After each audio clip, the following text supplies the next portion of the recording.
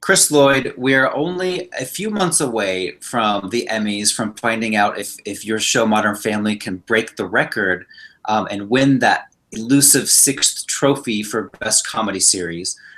This kind of weighs on our minds a lot at Gold Derby about whether you guys can pull it off. What about you? What are your thoughts going into this Emmy season? Well, first of all, I'm sorry it's weighing on your minds. That's all horrible burden on you. Look, it's.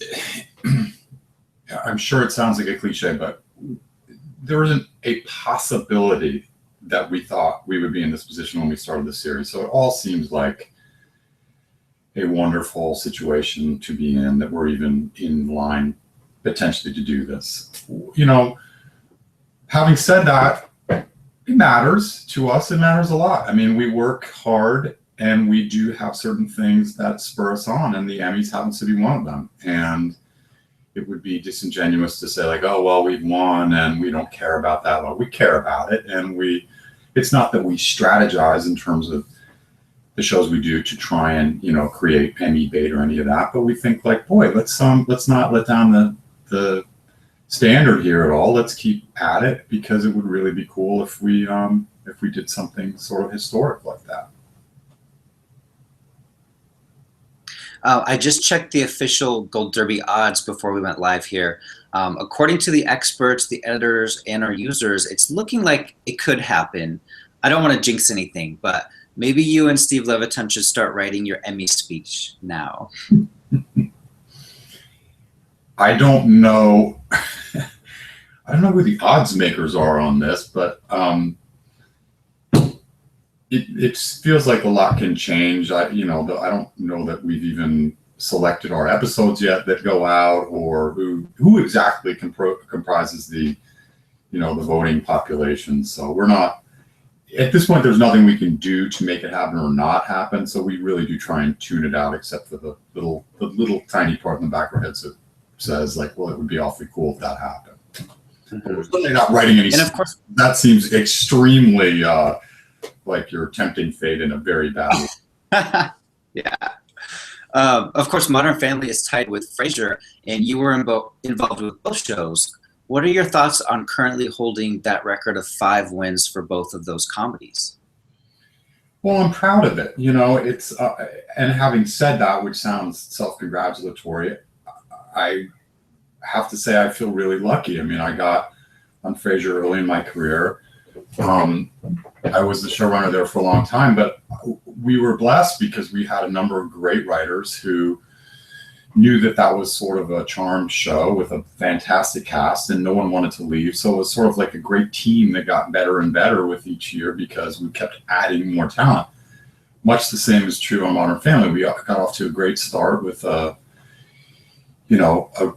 great cast, and I think a good pilot and a good support from the studio, which enabled us to have a team of writers at the beginning that was a little bit more experienced than you would often find on new shows. And then none of those people left, and we kept adding people. So we do sort of feel like we've had kind of a stacked team here, but no complaints. It's been a fun ride. I mean, it's tough for me to compare the two shows. Frasier was, the first show that I was a showrunner on, and it was it was very fun to write for those guys, Frasier and Niles in particular, because you use this florid language, and if you're sort of a nerdy sort of fancy yourself somewhat erudite writer, it's glorious to be able to write in that ridiculous language, and that was really fun. And then we sort of accrued some critical acclaim, and that only made it better. Modern Family is something for me that happened at a time in my career when I thought, well, those sort of glory days are behind me, but we can still move forward here and eke out a living. And to have lightning strike a second time is just very, very unexpected, and something I'm very grateful for. And Frasier's been off the air for, I think, 11 years now, right? Do you ever find yourself coming across reruns on TV and just sitting back and watching it and enjoying it? All the time. Well, I shouldn't say all the time. From time to time I do. And, as happens when you when you've worked on a lot of episodes, they're sort of fresh to you because you worked hard on that week, but you had worked on a completely different episode the week before and another one after that, and then there's been 190 of them since then, and so it's sort of a fresh experience. And like most people, I half enjoy and then half second guess decisions that were made. Like, that's a terrible joke. Why did we let that go through? We could have done better there. But the actors on that show are so good that it's just enjoyable to see, particularly Kelsey and David, who always struck me as like a dance team, the way they would move off of each other and be very, very subtle and nuanced, but also could go to very big, broad comedy. Just to see those guys together was great. And then everybody on that cast was great. Mm-hmm. And back to Modern Family, I think we've asked you this before, but I'm wondering if your thoughts have changed about maybe the 6 main adult cast members ever jumping from supporting to lead. I know the supporting thing has really worked for them, though. I mean, Julie Bowen has won 2, Eric Stonestreet and Ty Burrell, they've all won 2. So maybe, jumping to lead isn't beneficial. Strategically, I think it would be beneficial. I would never urge them to do it, and I fully understand why they don't, because this approach has worked for them, but also they really, really, truly believe that this is an ensemble cast, and they would not want to send any kind of signal that they were leads and others are supporting. I mean, it happens to be, I think, one of the reasons that the show works, which is that there is a team spirit. The actors fully respect that, and I think it comes across somehow. It feels like a family because everybody is kind of equal. So I think really, even if some sort of prognosticator put a document in front of Ty or Julie or anyone else and said you have a better chance of winning if you go in this category, they would still disregard it because it's more important to them to convey the all for one for all mentality. This season on Modern Family, I loved the continuing storyline of Haley and Andy. You guys really created this Jim and Pam, Ross and Rachel type of relationship where the audience is really rooting for them. How do you think that storyline played out over the course of the season? Because it started last year in the wedding episode, right? The finale. Right. Well, that would now be 2 seasons ago. That was end of season 5 where they sort of first, there had been a little bit of very light flirtation. Look, it was always an experiment. We introduced the Andy character with an eye toward maybe a Haley romance, but you never know whether that's going to work or not. We thought like, well, what do we sit opposite Haley that is believable and intriguing and we might want to see more of him? We thought, well, maybe he's just a pure, good, sort of uncynical guy. So much, a guy that loves life and is not into sort of snarkiness or fashion or anything. He just is an enthusiastic guy. And she finds this kind of incalculable. Like, who's that good? Who's that guileless and uncynical? And like, he's a curiosity to her. At the same time, he finds himself sort of, wanting to be her friend and help her along because he sees her making a lot of kind of dumb mistakes all the time in her personal life. He's certainly attracted to her physically.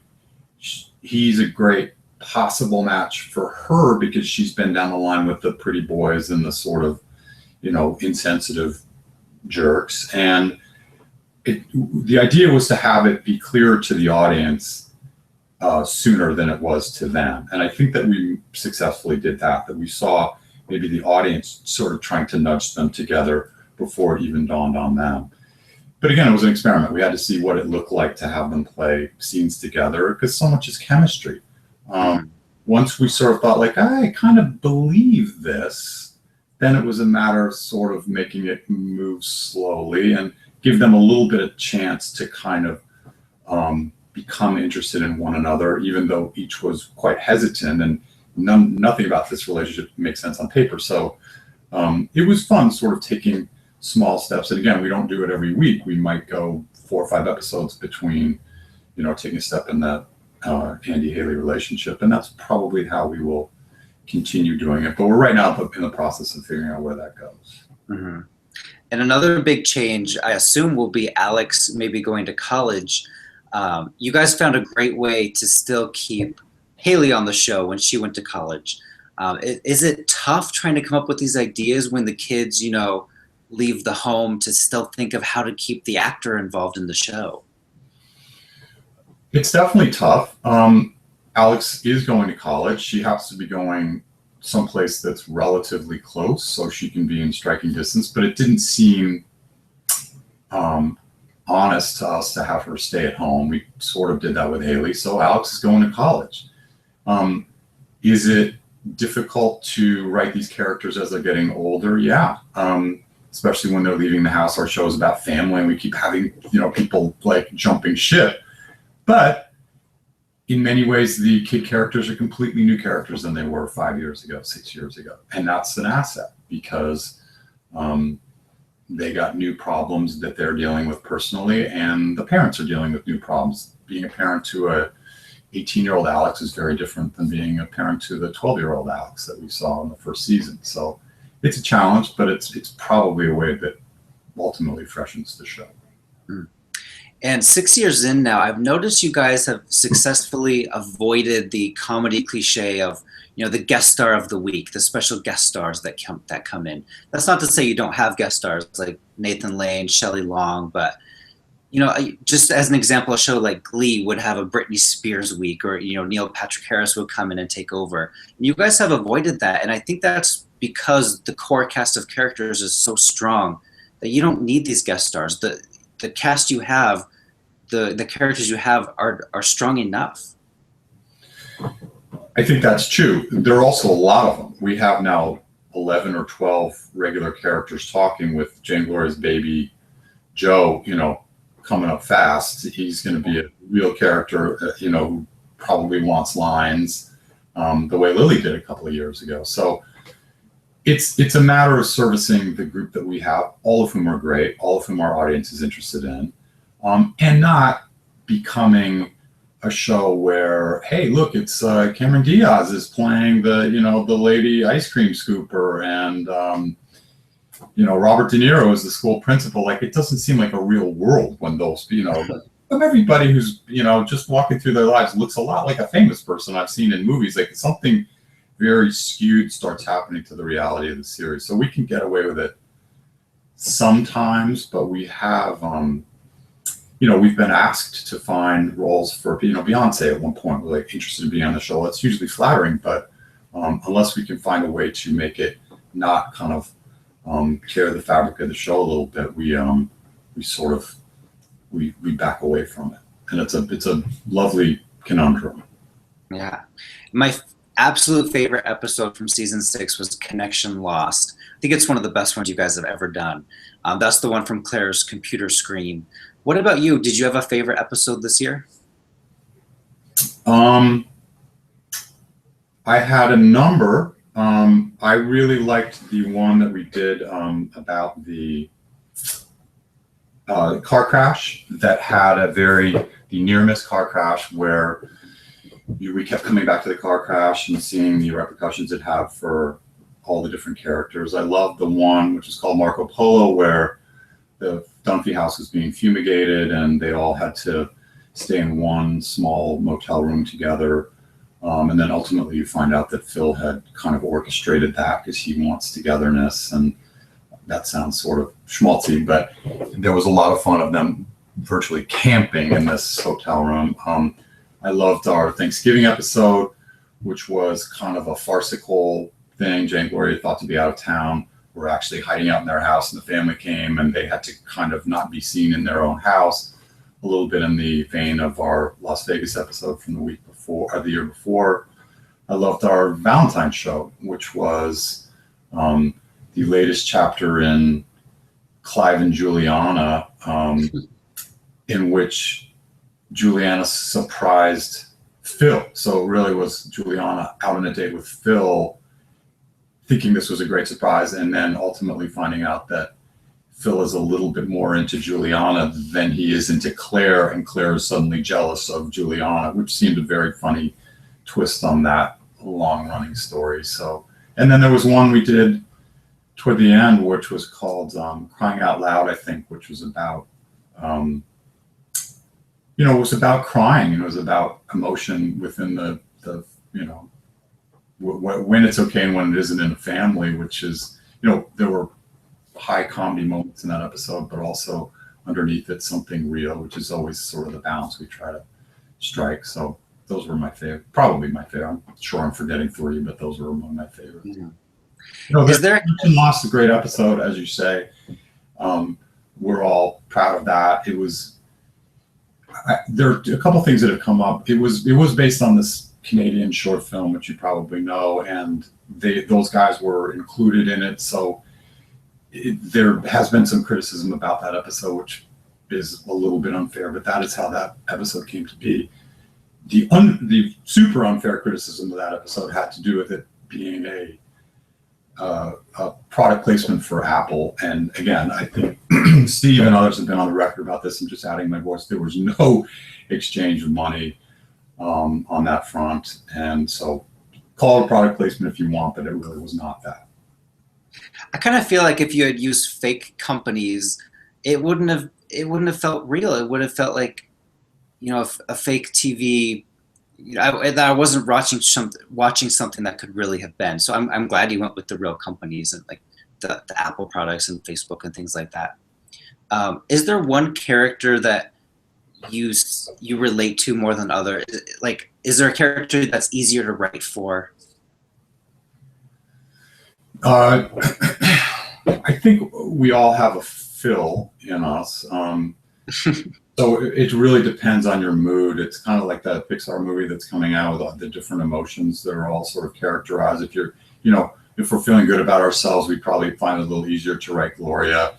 If you've done something just embarrassing, what was I thinking over the weekend? That's going to go toward a Phil story. If you're feeling sort of introverted and besieged, that's going to be a Mitchell story, So I think obviously all of us write all of the characters and find ways to channel our inner any of these characters.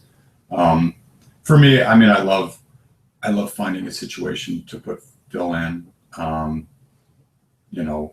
When we had him, trampolining last year was sort of new, and finding himself eclipsed by Luke in the trampolining field, and it was sort of a different physical activity for Phil to play, but also a twist on his relationship with Luke, which was fun. But we love writing with all these characters. It's a lucky thing. I mean, anybody who's worked in TV for a while has worked on a show where you say, our actors have strengths and weaknesses.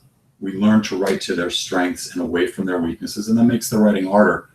I can honestly say we don't have that much at all on this show, because we haven't said, "Ooh, that actor is not good with physical comedy," or "that person only plays upbeat well. Don't get them emotional because that doesn't look right." Like, they're good across the board, and it makes our job much easier.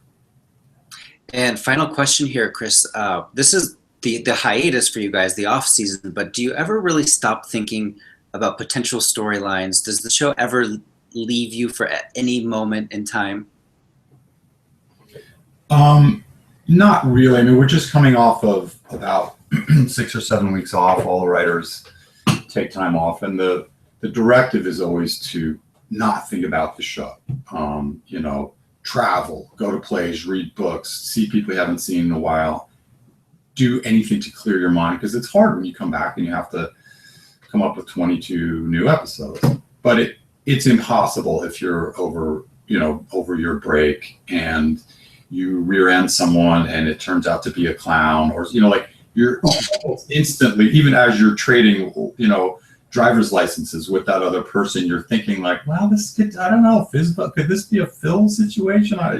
Because it's fun to immediately be pulling things from your own lives and imagining them on the screen. But it also is hard to come up with 22. At this point we've done 144 episodes, 3 or 4 stories per show. It's you're talking about 500 some 600 stories, so they're getting harder to come by. So we're always on the lookout. Nice. Well, thanks so much for talking to us today. Best of luck at the Emmys. We can't wait to see if you guys can pull off the record or not. It'll be exciting. Thank you very much. We're looking forward to it ourselves. Cool. Bye-bye. Take care.